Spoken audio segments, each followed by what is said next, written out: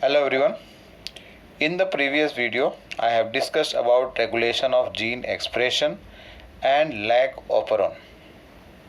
Now, as we have been discussing about various topics in this chapter, that is molecular basis of inheritance, we have learnt how the genetic material was searched out as to what is the genetic material. Later on, we have learned about what? DNA as genetic material by different experiments that were carried out by different group of scientists. And as a result of that, DNA as a genetic material was searched out or established. Then we have discussed about what? About the DNA double helical structure. Later on, Crick proposed the central dogma, and then the semi-conservative nature of DNA replication, the experimental proof provided for it. And later on, we have learnt about how transcription takes place, how replication and transcription take place. We have also discussed as to how protein synthesis or translation takes place. And then later on we discuss onto the regulation of gene expression. Now that means what? That we have learnt by now that it is the sequence of base or sequence of bases that are present on the DNA which determine the genetic information of a particular organism. Means what? Over here we are talking about the genetic makeup of any organism or any individual is lying in the DNA sequence. That is the sequence of nucleotide on the DNA.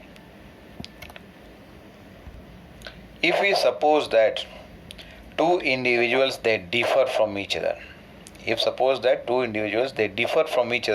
that means what? Their DNA sequences also will be different.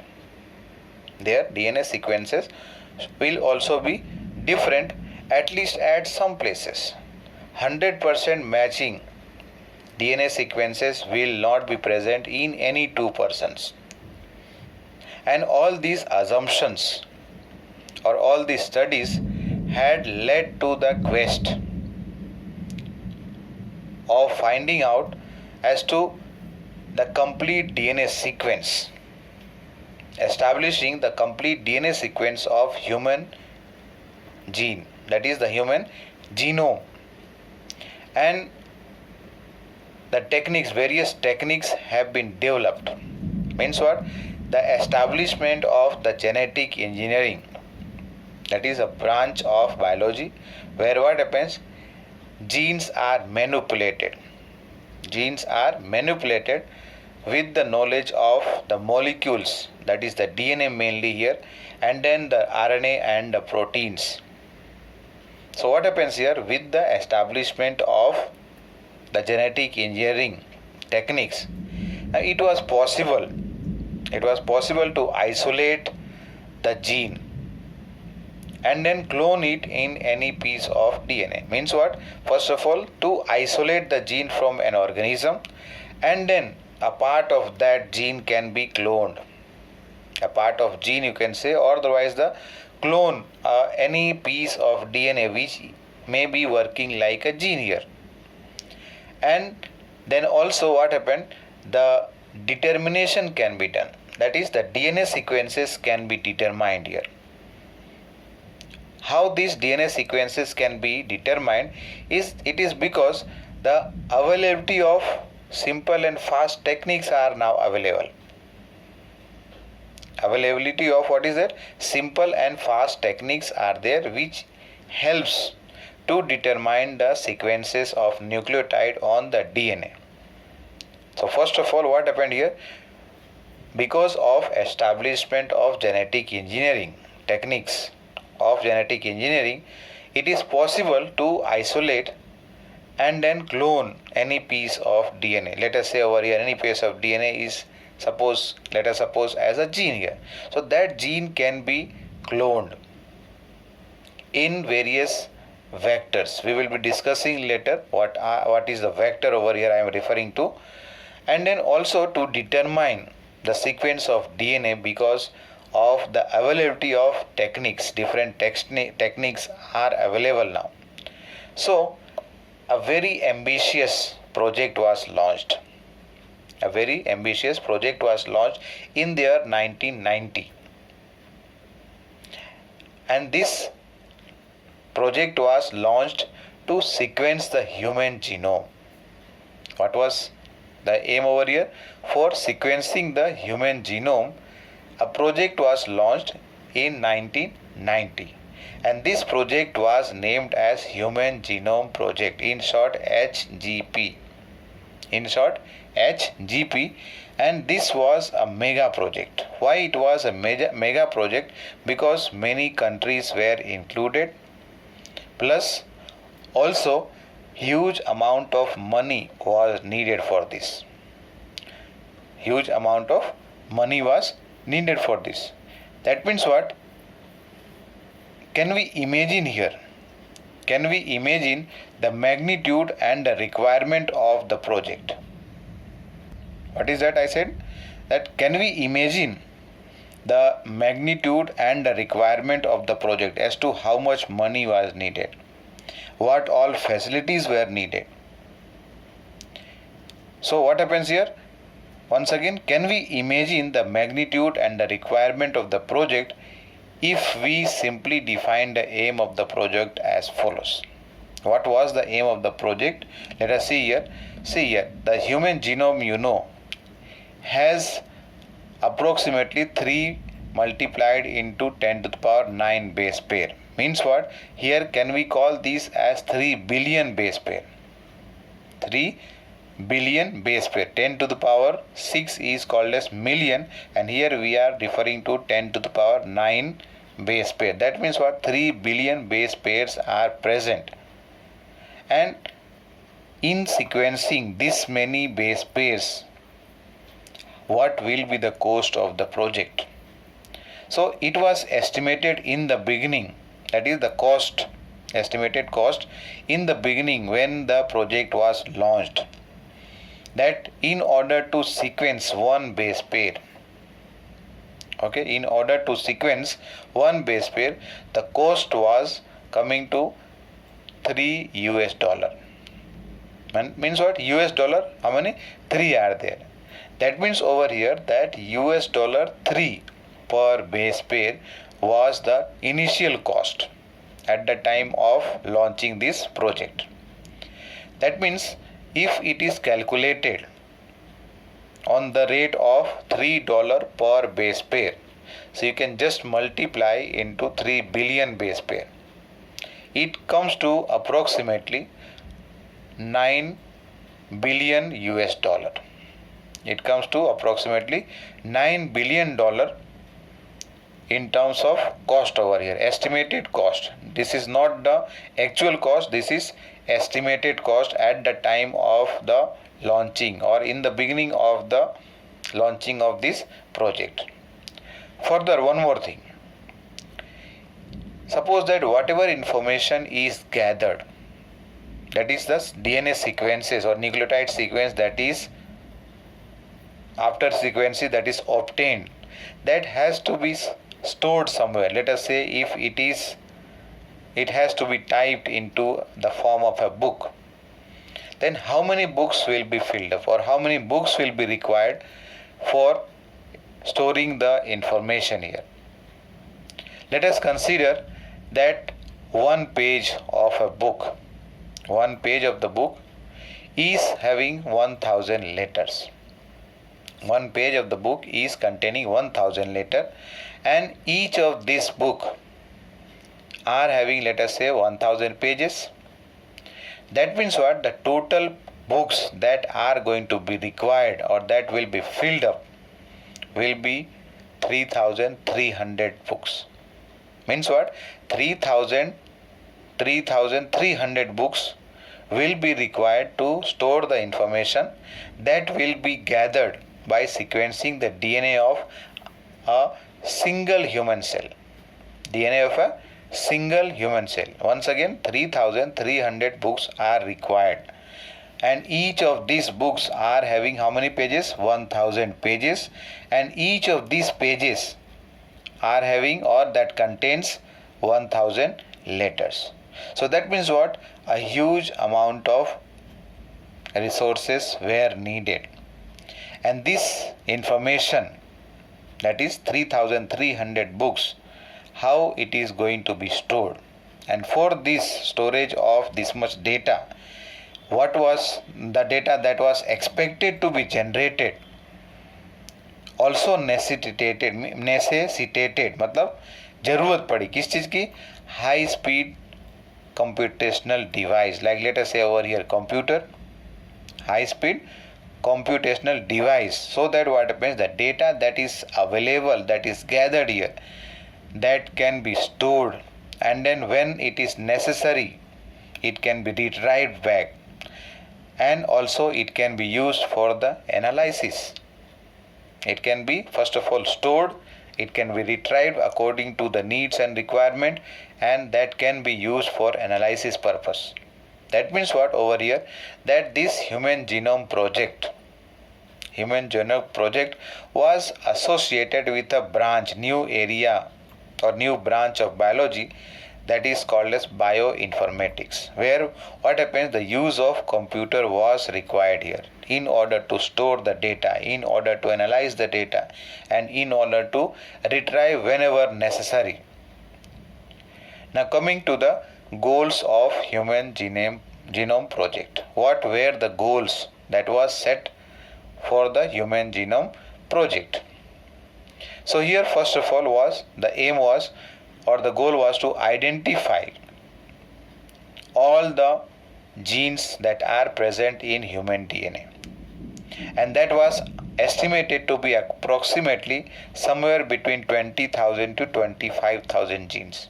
Means what over here, the first of all the aim or the goal of this HGP was to identify approximately 20,000 to 25,000 genes of human DNA. Then to determine the sequence of the 3 billion chemical base pairs. We have studied about the base pairs, adenine, guanine, cytosine and thymine. So here we are referring to that is to determine the sequence of these 3 billion chemical base pairs that make up the human DNA. And that also we are talking about only one cell. And then whatever information is gathered, that should be stored. That means what? To store the information that is obtained here in the form of a database. To store this information in database. And then later on improve the tools for data analysis. Later on what happened? To improve the tools for the analysis of the data that is gathered by sequencing the DNA of the human being. And later on, the information could be transferred. That is the transfer of related technologies to other sectors such as industries on request. It could be transferred or made available to the industries. And the last one is to address or consider the ethical, legal and social issues. What is that? To address or otherwise to consider the ethical, legal and social issues. In short, ELSI. What is that full form here? ELSI, ethical, legal, social issues that may arise from the project, because this project was launched, which was for 13 years or which got completed here in 13 years. And whatever legal cases, whatever ethical condition or cases arose, or the social issues that arose from this project, to address that all issues was also the goal of this Human Genome Project. Now, who was the coordinator here? Who was the financer here? So this Human Genome Project was first of all a 13-year project, and this was initially coordinated by the US Department of Energy and the National Institute of Health. First of all, this project was coordinated by the US Department of Energy and the National Institute of Health. Later on, what happened during the early years of Human Genome Project,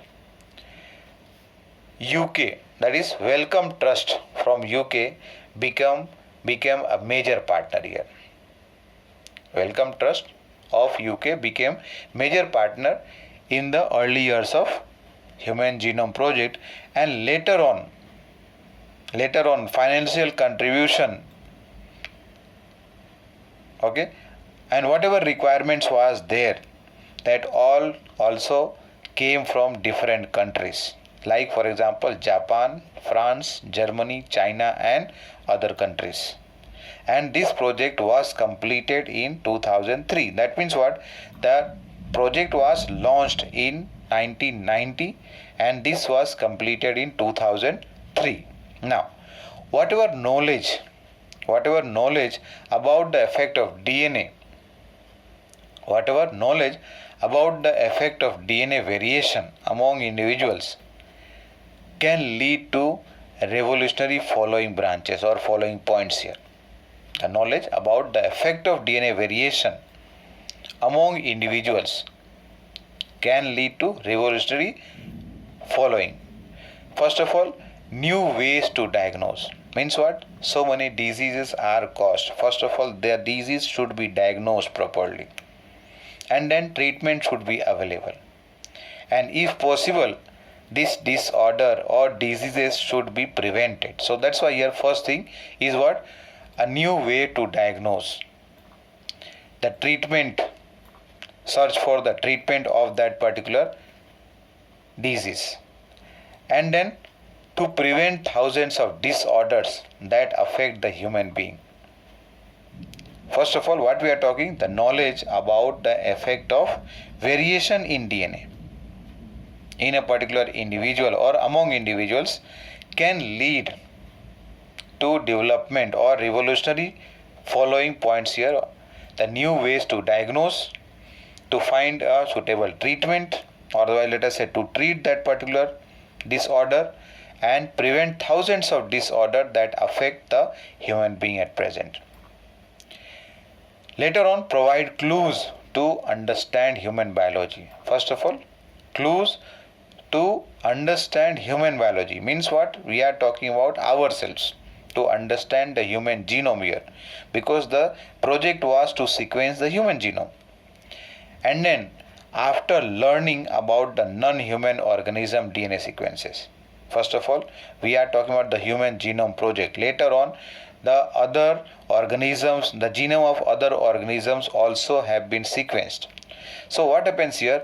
Once human being is able to understand or learn about the non-human organism DNA sequences, then this can lead to understand the natural capabilities, and this can later be applied towards, or otherwise that this can be applied for solving some problems or challenges in different areas, like in the area of healthcare, agriculture, energy production and environmental remediation. Environmental remediation means what? Whatever degradation has already taken place, how that environmental condition can be restored back. So that is discussed here under environmental remediation. Now coming to the many non-human models have been sequenced. Means what? Sequencing of many non-human model organisms have been already done. For example, bacteria, yeast, and there is a non-pathogenic nematode whose name is what? Caenorhabditis elegans, Drosophila, earlier we have discussed in genetics chapter, that is that fruit fly. And then some plants like rice and what is that, Arabidopsis. This is a plant which is belonging to Brassica family, and this plant is the first whose full or the entire genome has been sequenced. The scientific name is what? Genus name is Arabidopsis, and the species name is Thaliana, Thaliana, Arabidopsis thaliana, whose sequence, that is the genomic sequencing has been done. So that means what over here, the last point what I have discussed here, that many non-human model organisms, their DNA has been sequenced already. That is, first of all, bacteria and yeast, both of these are single celled. Then Caenorhabditis elegans, this is a nematode which is non-pathogenic, means what, it does not cause harm to the plants. And then Drosophila and some plants like rice, and this is a plant Arabidopsis which belongs to the family Brassica, that is mustard family. Coming to the next one is about methodologist. What is that? Methodology. What were the methods that were included to study or otherwise to sequence the DNA of human being?